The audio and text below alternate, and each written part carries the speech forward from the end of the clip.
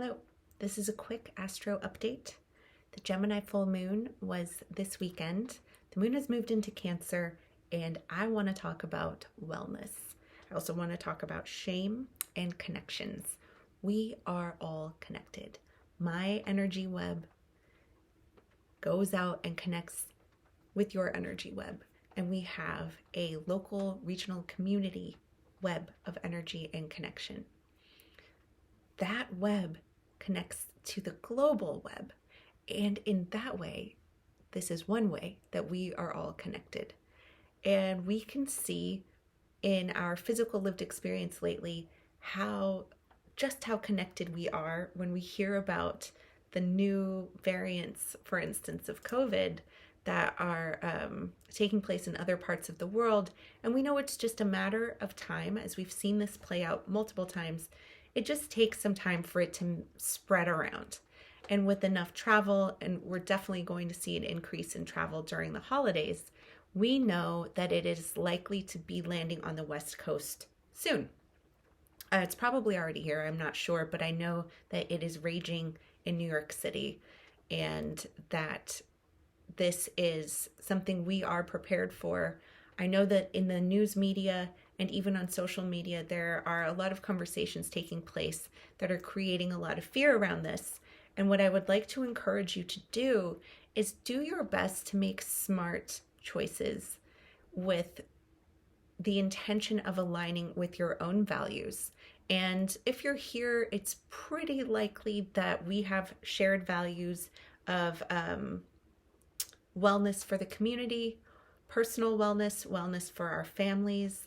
And many of you who are following along with me here may also understand that it is physical wellness that I'm talking about, emotional wellness.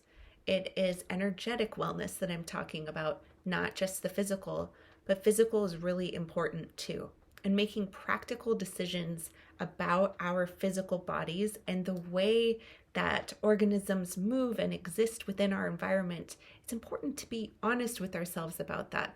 And I know for some of the spiritual folks, it can be easy to focus on the energetic and the spiritual and not pay too much attention to what's taking place on the physical, claiming, that that's not your reality and you're living in the 5D. I hear that. I encourage you to think about how things are playing out in the 3D for you and be honest with yourself about what your physical experience is like. That being said, I would like to dig into responsibility, accountability. So we've established sort of the connections and how we are all connected through a network. And that is the Gemini energy speaking to us right now. We just got finished with the full moon, and the North Node, our collective destiny point, is at 1 degree Gemini. We're having these last chance before the North Node shifts into Taurus. We're having these last chance opportunities to really take a look at how we can get communication, messaging, networking, and connections right. Versatility, flexibility, sharing truth, sharing helpful information, delivering messages when they come through that you feel are aligned with your values and your integrity. That's what I'm feeling around this Gemini energy. And now over to Venus in Capricorn, which is now retrograde. So Venus just finished passing over the transformational power of Pluto, who is also in Capricorn. And now Venus is backing up and is going to meet up with Pluto once again in Capricorn. This is transformational. There is opportunity to really go deep and to access parts of self and the way that we show up in love, and also the way that we are showing up with our values as it relates to various systems. And that's a video for another day. But what I think is an ultimate use of this energy for right now is the accountability and responsibility component of Capricorn. And Venus, let's look at love and let's look at what we value and what our resources are to share, and how we can be responsible showing up in love, and not just romantic love, but love for your friends, love for your children and your family and your extended family, because it's really important for me to talk about how this astrology affects traveling and gathering for the holiday season that is upon us. And what I'd like to just remember here is the different things that we have done for the past 18 months or so as we have been navigating this pandemic experience, and what we have learned with regard to how we want to show up in community spaces. I have a value, and if you're here, you may share this value. It feels likely that I value personal wellness.